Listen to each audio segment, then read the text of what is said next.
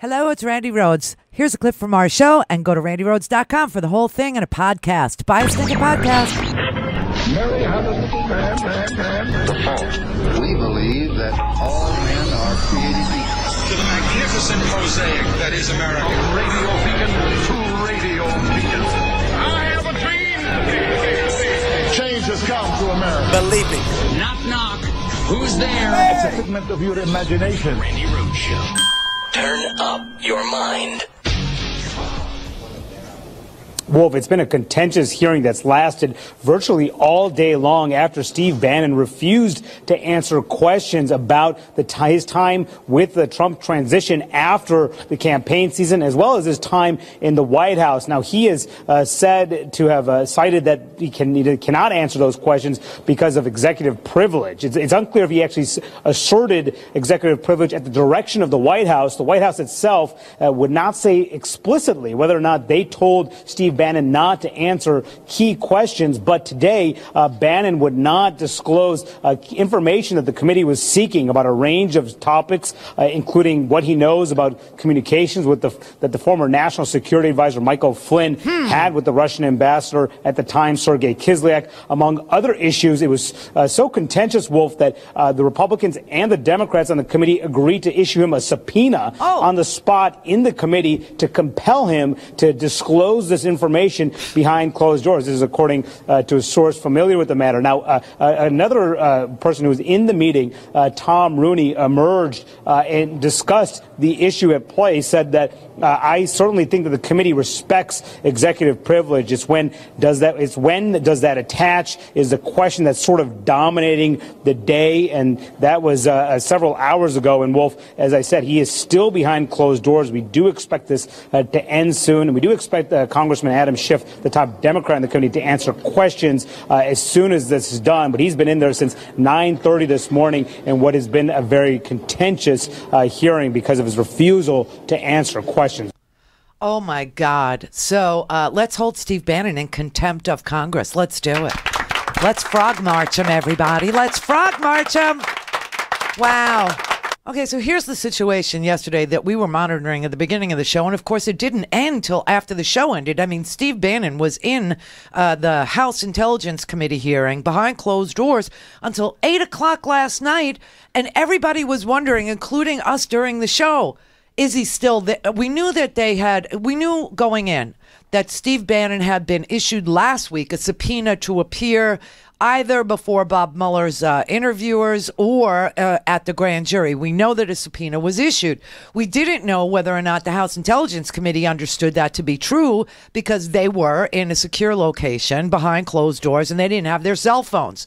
So it turns out that a staffer had gone into the secure room and told them as soon as the story dropped yesterday that Mueller had subpoenaed Bannon. A staffer went into the committee room and told the committee members, Trey Gowdy, Devin Nunes, this lunatic from Florida who's always on the TV, who's just quoted in that report, that, hey, Bannon is under subpoena by Mueller. So whatever he says here, it's got to be the truth, right? Because Mueller's going to interview. And Steve Bannon just shut down. He stopped answering questions. And but within the first 90 minutes of the questioning, Bannon had apparently slipped up. Because he's such a genius. Yeah, Axios is reporting this morning that within the first 90 minutes of the interrogation of one Steve Bannon, he had slipped up and he had disclosed to the committee conversations that he had with the president while he was chief strategist in the White House. Oh, yeah. So he's waived any privilege that might be due him. Executive privilege during the time he's at the White House, you could see it. You could kind of get that. You can kind of say, okay, but there's no clarification on whether or not the White House has invoked executive privilege. Now, they didn't with Jeff Sessions. And Jeff Sessions also refuses to answer questions in front of the Senate Judiciary Committee, right? Citing executive privilege, something that the White House has not invoked on behalf of Jeff Sessions. It's interesting. But all of a sudden yesterday, Steve Bannon realizes that he had gone into discussions about while he was chief strategist in the White House and that he wasn't supposed to talk about that. And so Trey Gowdy, the Republican, started, saying, but you mentioned these conversations you had with the president. You've waived any privilege now.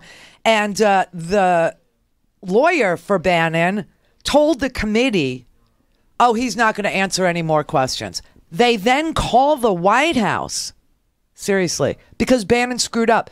They then call the White House, and the White House says, read us the questions that he's being asked, and they do it over the phone. This isn't me. Sarah Huckabee Sanders confirmed this today, which makes me think it makes me think it didn't happen. Because anything this woman said, by the way, Brett thinks she looks hot today. All right. It's definitely date night in the Huckabee Sanders household tonight. He thought she was so smoking hot today. But okay, so you have Bannon's lawyer. I know it's sick. It's twisted.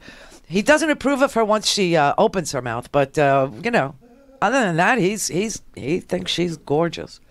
But Bannon's lawyer, a guy named Bill Burke, calls the White House. And a White House attorney is on the phone, and a White House attorney says, don't let him answer any of these questions after they read the questions to the White House. No one is clear if the White House invoked executive privilege, but I will tell you this. Anything that happened during the transition can't be protected by a claim of executive privilege. You know why? Yes, you do.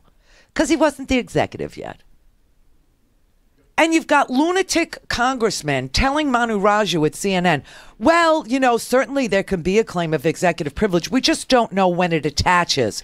How about when he becomes the executive, you moron? How hard is that for you? How difficult? It's like saying, I could practice law before I get a law degree. No, you can't. Does that make any sense to anybody that you would have an executive privilege before you're the executive? It makes no sense to anybody. And Bannon won't answer questions about his time after he left the White House. He is no longer protected by executive privilege because he's not talking to the executive, nor is Bannon protected under executive privilege because he's not an executive. So this is so stupid. So meanwhile, that was the reporting that we had as we were leaving last night, but there was no clarification on what happened. Now we have the TikTok of the whole meeting from 4 people who were in the meeting, and they say that Bannon slipped up, that he did disclose conversations that he was not supposed to discuss because they happened while he was chief strategist. That whoops, everybody. Bannon had one too many.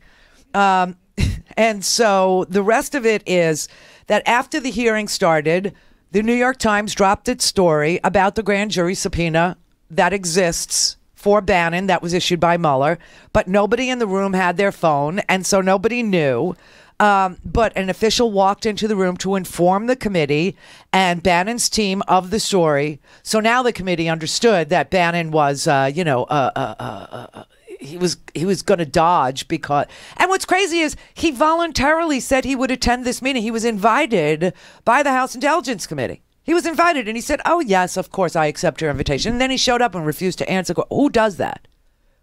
After he says, when I was chief strategist, I got to tell you, this is what he said. I talked to Reince Priebus. I talked to Sean Spicer. I talked to the legal spokesman for the White House, Mark Carollo, about Don Jr.'s meeting with the Russians in Trump Tower in 2016, and that he was on the plane when, Senior was writing the excuse note for Junior. And he knows that was, a cover-up. At that point, when they found out that Mueller had subpoenaed him, and trust me, Mueller doesn't care about Michael Wolff's book, which is what they're kicking around in the media. No. I'll tell you what Mueller cares about. Mueller cares that Junior was in touch with WikiLeaks. Mueller cares that Trump forged, made up an excuse 3 times for Junior's meeting in Trump Tower in June of 2016. But more importantly, Mueller wants to know, about Flynn and how much did Flynn work with Cambridge Analytica, the Mercer's family. He wants to know how well informed he was that Trump Jr. and Roger Stone were talking to WikiLeaks about the document dumps. He wants to know, well, you know, Bannon, I got to tell you, the thing about Cambridge Analytica, for those of you who need a refresher, Cambridge Analytica was using real-time information to determine which tweets to support with bots and stuff, and to, you know, send out, and which messages were resonating, and then they would shape the travel schedule and the messaging of Donald Trump around what was popular on the Twitter, right? And they were also targeting Hillary voters who were on the fence about Hillary, and there's some. Okay, I think that Cambridge was getting targeted information from the Russians hacking of the DNC and the voter files. And what you may not remember, and you should now, is who was the vice president of Cambridge Analytica? Steve Bannon. He was vice president of Cambridge. Who owns Cambridge Analytica? That would be the Mercers. Who supports Breitbart to the tune of $10 million? That would be the Mercers. You see, there's this little circle that keeps on getting rounded. So trust me, this is what Mueller's interested in. So anyway, when the committee yesterday found out that Mueller had subpoenaed. Well, Mueller just hired a cybersecurity expert, right? And so all of a sudden, you know, the cybersecurity expert comes on board, and Mueller says, you know, the cybersecurity expert must be looking at the data, and there must be a connection, you know, that they can see that would support going to the court and asking for a subpoena. And they did get the subpoena. So now the committee knows that. Okay, so at that point, the committee paused, stopped the proceedings, and there was a scramble about how to proceed and how to ensure that everything they were doing wouldn't upset the Mueller probe. Now, the committee informed Mueller's team several days earlier that it was going to call Bannon as a witness, and that Bannon had agreed to appear, and they didn't hear back from Mueller's team, so they thought, okay, it's cool. We got green lighted. So Trey Gowdy was leading the questioning of, for the Republicans. Trey Gowdy, yeah, Mr. Pointyhead himself, and he started pressing Bannon hard on his description of Don Jr.'s Trump Tower meeting in the book, in the Michael, because they're so stupid. So Trey's asking him about the stupid book. So Gowdy is asking Bannon whether he would consider it treason for somebody close to him to approach WikiLeaks Julian Assange to get opposition research on Hillary Clinton, and Bannon replied it would be bad judgment. All of a sudden, Trey Gowdy produces emails from a Cambridge Analytica employee where Bannon was vice president, boasting about contacts with Julian Assange. Whoops. And Bannon says, oh, well, that's the first time I've ever seen these emails, except these emails have been in the news. That's why I'm able to tell you what I'm telling you, right? So Bannon attacked the Republicans. He started attacking Trey Gowdy. He started attacking all the Republicans in the room on the Intel Committee, Devin Nunes, all these people. And he started saying that they were part of an establishment plan that was trying to nullify the election. And Gowdy said, who is this establishment you refer to who's trying to nullify Trump's victory?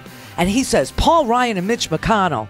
He goes, well, what about Kevin McCarthy, the leader of the Republican House Conference? You know, isn't he part of the cabal? I mean, he's working with Trump, hand in glove. And then he said, what do you mean there was zero chance they didn't bring Don Jr. up to see Trump Sr.? Go to RandiRhodes.com for the whole thing and a podcast. Buy a stinking podcast.